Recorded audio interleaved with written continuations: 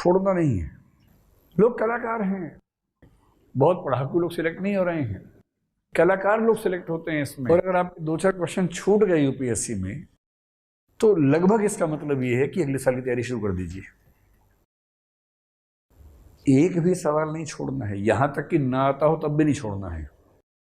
Mains में क्या होता है कि चॉइस नहीं होती है आजकल, सारे सवाल करने होते हैं। ऑप्शनल में थोड़ी सी होती है, पर वो भी कहने की चॉइस है, क्योंकि इतनी लिमिटेड चॉइस है कि उसका कोई बहुत महत्व है नहीं। और जीएस में तो चॉइस होती नहीं है। अब 20 क्वेश्चन आए हैं, लिखने सारे हैं। अगर आपने एक भी क्वेश्चन छोड़ दिया तो शुद्ध नुकसान हो गया। तो हम तो यहां तक समझाते हैं कुछ ना आता हो तो भी कुछ तो लिख ही आना है। अरे प्रश्न में कुछ तो समझ में आएगा भाई। मान लो बहुत मुश्किल सा वाक्य है राज्य व्यवस्था के बारे में। जैसे मान लीजिए सवाल आ गया निर्वाचन आयोग के बारे में, आजकल एक चल रहा है।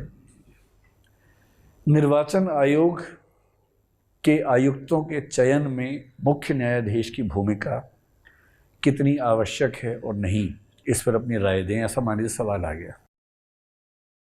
आपको इस बात का अंदाजा ही नहीं है कि इसमें मुख्य न्यायाधीश होता है कि नहीं होता है। बाई चांस नहीं पढ़ा था, वो टॉपिक मिस हो गया था। सुप्रीम कोर्ट ने क्या जजमेंट दिया हाल में, आपको ये भी नहीं पता। सरकार कौन सा बिल लेके आ रही है पार्लियामेंट में, आपको ये भी नहीं पता, क्योंकि आपने वो टॉपिक छोड़ दिया था कि इस बार शायद नहीं आएगा। अब क्वेश्चन आ गया। छोड़ना नहीं है, कुछ ना कुछ लिख के आना है। क्योंकि अगर एग्जामिनर आपके उत्तरों से खुश होगा तो वो चाहेगा कि आपको नंबर थोड़े से दे दे। और जब नहीं पता तो थोड़ा वेग लिखना है, इस भाषा में कि कुछ समझ में ना आए, कोई दावा नहीं करना है। वेग वेग रखिए कि निर्वाचन आयुक्तों के चयन में मुख्य न्यायाधीश की भूमिका एक बहुत ही विवादास्पद विषय है। क्या दिक्कत है इसमें? वो तो है ही, सब जानते हैं। जितने लाभ ऐसा करने के होंगे उतने ही नुकसान भी हो सकते हैं। क्या दिक्कत है इसमें? फिर बनाओ हेडिंग लाभ, बड़ा बड़ा सा हेडिंग ताकि आधा पेज भर जाए उसी में। पेज भी तो भरना है, थोड़ा गैप दे के लिखना है वहां पर। जहां कम आता है शब्दों में गैप ज्यादा, ऊपर नीचे गैप ज्यादा करके लिखना है ताकि पेज भरे जल्दी से। फिर बड़ा सा हेडिंग बनाओ लाभ, उसके नीचे नंबर 1 और नीचे गैप देके नंबर 1 थोड़ा सा। क्योंकि चुनाव लोकतंत्र का आधार स्तंभ है और गलत चुनाव आयुक्त का होना किसी राजनीतिक दल को फायदा पहुंचा सकता है।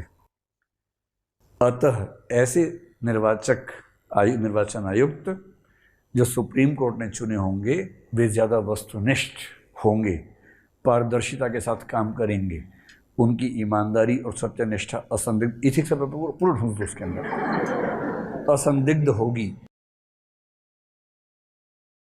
अब इसके बाद आप सोचें अब क्या लिखूं, कुछ याद ही नहीं आ रहा। फिर याद आया टी.एन. शेषन एक आदमी थे, खटाक से कहानी ले आओ इसमें।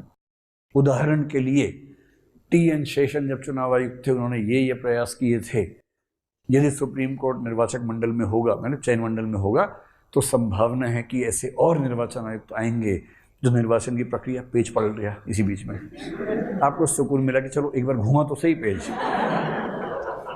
फिर आपने लिखा तो इससे ऐसा होगा, वैसा होगा, वो होगा। अब और कुछ याद नहीं आ रहा, एक ही पॉइंट याद आया। छोड़ना नहीं है। फिर अब तुलना करना शुरू कर दीजिए। इस प्रश्न की तुलना हम सीएजी से कर सकते हैं। सीएजी कौन होता है? Controller and auditor general of India, Bharat का नियंत्रक महालेखा परीक्षक।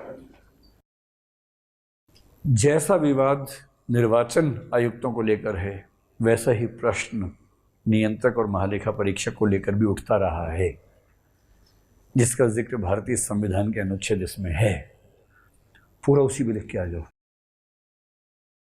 लोग कलाकार हैं, कलाकार लोग सिलेक्ट होते हैं इसमें, बहुत पढ़ाकू लोग सिलेक्ट नहीं हो रहे हैं।